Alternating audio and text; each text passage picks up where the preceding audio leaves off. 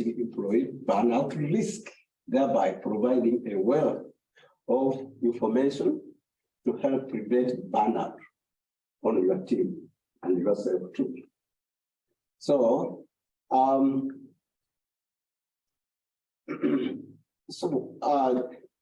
we can keep, yeah, that's what it is. You can go, keep going.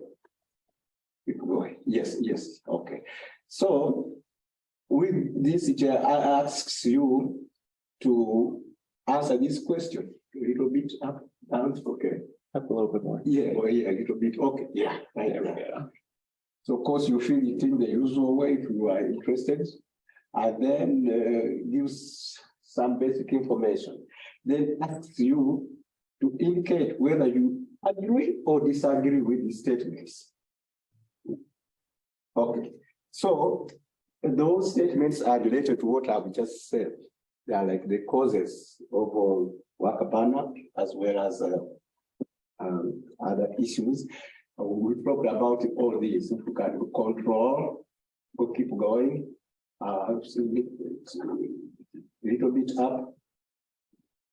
Yeah, reward type, community, so on and so forth, the very aspects that I've talked about. Now let's go to the beginning or to the questions. Okay. Questions, yes. All right. Yes, there. Workload. Let's look at workload. There are 10 questions. Ask things like, tell us whether you agree or not. And so how strongly do you agree?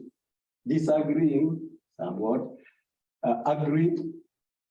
Now, the statements are stated such that any score above 6 is high, and any score below 6 is what? Low, right? Yes. Okay. So, in other words, out of these 10, which is high and which is not? Right? Okay, things like, I have the capacity to keep up with my work and do so with excellence. Okay. If a 10 means, yeah, right? And what about the 1? And if it's the one that you are not doing so well, and the lower the scores that you have, the more negatively they have on the impact of the children you serve, potentially, right? I have the training necessary to say at my job. How do you do that? So suppose everything is 1-1. I have the training necessary to say at my job. Are you going to manage working with those kids if you circle number 1? Well, you may, but do something to increase that, right? Okay. I do not feel burned out from my work. So, is it 10 or is it 1? It has consequences. Okay, I'm able to finish my responsibilities without working overtime. I have time to plan and prioritize my work. I have time to work on my most important responsibilities. I do not take work home to complete no evenings, weekends, or vacations. I do not think about unfinished work after leaving for the day. I have the support and resources needed to perform my job with excellence. My work does not take precedence over my personal interests. I think those are interesting statements. And it's a summary of what I've just talked about, actually. And given what we just talked about, how do you feel about yourself in your work? Is it number 1 or is it number 1? Then it's up to you to think about that. Now, the second one, we talked about control. Yeah, again, I can handle the space and my amount of work long term. My work environment and tasks feel predictable. I'm equipped to meet the challenges of my work. I have clarity regarding expectations and priorities. Communication in my organization is effective, authentic, clear, and adequate. I feel positive about my job. I have influence within my team. I have control over where, when, how I do my work. I have a proper work setup to perform my responsibilities. I have adequate decision-making influence over my work. Okay. You can circle it for each of those, circle one or whatever. The more you are on this side, the more you need to do something about it, right? The more it is beyond 6, I think you are doing well, right? And so I like that because it is a good summary. Maybe I should have started with that and not even bothered about others. but we have to do that to make sure we understand what is in here. So what I said was necessary. See why that's there. Okay, the next one. That reward, remember, said you should be rewarded, so it's time to what you do, etc., etc. So I feel inspired and take pride in my work. I make a significant contribution at work. I feel my effort is noticed and rewarded. My manager or team encourages and appreciates my work. I feel fairly compensated and thoroughly for my work. I receive adequate health benefits to support myself and my family. I can save for the future rather than living paycheck to paycheck, like many of us do. My workplace invests in my professional growth. I feel appreciated for my contribution to my team or organization. And I have sufficient time away from work and feel in control of my time off. So how do you feel about these things? So when you evaluate yourself and give yourself a score, by scoring this, you will see where you are lucky, right? And where you are not, right? And to me, I think I found this to be an interesting way of evaluating yourself in terms of potential for these issues we are talking about. Next. Yeah, community type things that you do are important too in terms of work burnout and compassion fatigue. I enjoy working with my manager and co-workers. The culture of my organization is positive. I do not get irritated easily by my work or co-workers. I treat people at work with care and respect. I feel comfortable sharing my concerns with my manager. I feel heard and that my voice counts with my manager and team. I feel psychologically safe at work. I trust my co-workers. My co-workers do not adversely affect my work, and my team is free from conflict, those kinds of things. Okay, yeah, fairness I talked about. Yeah. Okay. One of the values. Yeah, values. Yeah, let's go to, go back to fairness a little bit. Yes, fairness. 1 second. Yeah. Okay. Yes. Again, those are the what indicators for fairness. So what do you ask, etc., etc. Okay. So you can look at those, you can go through, but you still have the same thing. You can go over them. How about values? Yes. I won't talk a little bit about values because they're important in your work, because it's also mentioned in your work policies. Yeah. My personal values align with the values of my organization. My organization's mission, vision, and values are authentically lived out. My responsibilities align with my organization's values. I am treated with respect at work. Team successes are acknowledged and shared by the entire team. I make a positive contribution to my organization. I make a positive contribution to society through my work. I feel engaged in my role at work. My organization's goals fit well with my career ambitions. I am growing personally and professionally within my organization. So when those things are done, are really positive. Yeah. Physical well-being, again. Oh yes, by the way, I have a few minutes left. I didn't talk much about that, but here it is that in order to do well and avoid burnout and compassion fatigue, physical well-being is important. I sleep well and feel rested upon walking. I do not experience stress-related dreams or nightmares. I exercise at least 3 times per week. I generally feel healthy and well. I am satisfied with my level of health. I do not get sick more often than I used to. I rarely take sick days due to work-related stress. I do not feel physically run down or drained. I feel good about my current energy levels. I have the energy required to work at peak performance and feel good outside of work. Yes.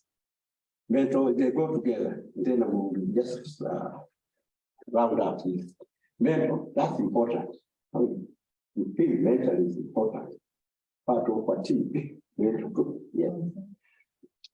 The stress experience feels manageable long term. I do not feel mentally run down or drained. My mind is calm and at rest most of the time. I feel hopeful and optimistic about the future. I do not think about my work during my time off. I have good boundaries between work and the rest of my life. I turn my cell phone notifications off at night. My thoughts towards both my job and life are positive. I know and utilize effective stress management techniques. I do not feel anxious or depressed due to work-related stress. Yeah. All right. Okay. Emotional well-being, the same thing. It is also expanded into spiritual what? Well-being. Keep going down.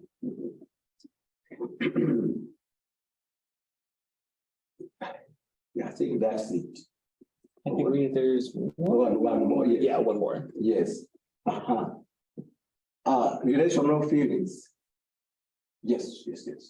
Yeah, that's important. Let me say a few things about that. I will spend time with close friends regularly. I spend time with close family or people whom I identify as family. I have a rich and rewarding social life. My work hours make it easier to connect with the loved ones, and on weekends and holidays, I make positive contribution to another person's life. Which you are doing. I feel loved and appreciated. I feel physically and psychologically safe in my relationships outside of work. I rarely feel lonely or isolated. I have enough time for my family and friends, and I have enough energy for my family and friends. Yeah, you see. All right, good, great. Okay, and finally, this. I think on your own, I would like you when you go home.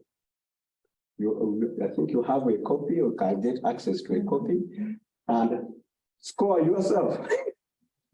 And I think it's interesting that add the category totals together. This total provides your overall score out of a possible score of 1,100. That is 11 categories times 10, as you see, they are already 10, 10, 10, 10. Okay, and then if it's, oh, just a moment. Oh, sorry. Yeah, yes. Okay, to there, because that's important part of this exercise. So what are your scores there? If you get 900 to 1,100, meaning 6 or above, generally speaking, you are doing well overall in terms of worker burnout risk. Right? Now, your scores 700 to 890 means you have areas of concern that could lead to burnout. Now is the time to put prevention measures in place, right? And 1,001 to 600, below 6, that means your burnout risk is high. The changes, the changes you face may mean you are experiencing burnout or lead to it soon. So now is the time to implement measures to prevent and overcome burnout. And then lastly, beyond your overall score, it's important to note any category with a total of under 70 to 100. So you may score, say, 80 out of 100 in any of those categories, but only 30 out of 100 in another category, so on and so forth. And that way,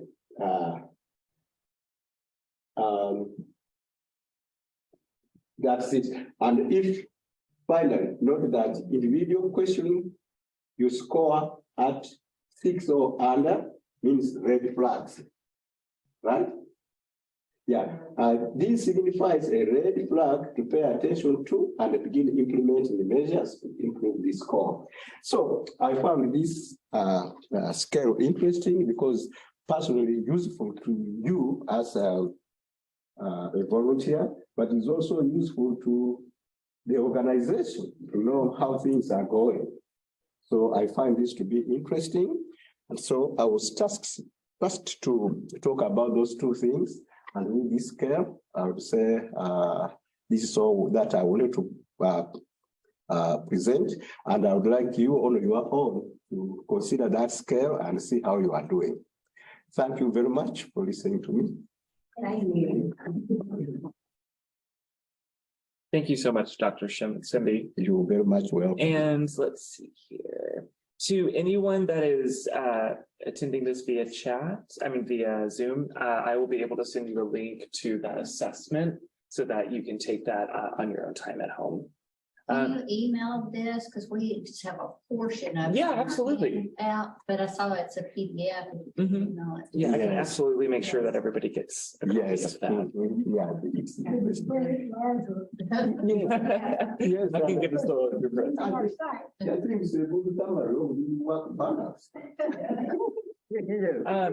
Before we end today, does anybody on Zoom or in person have any questions for Dr. Simbi? I have one question. As far as, it's great assessment tool.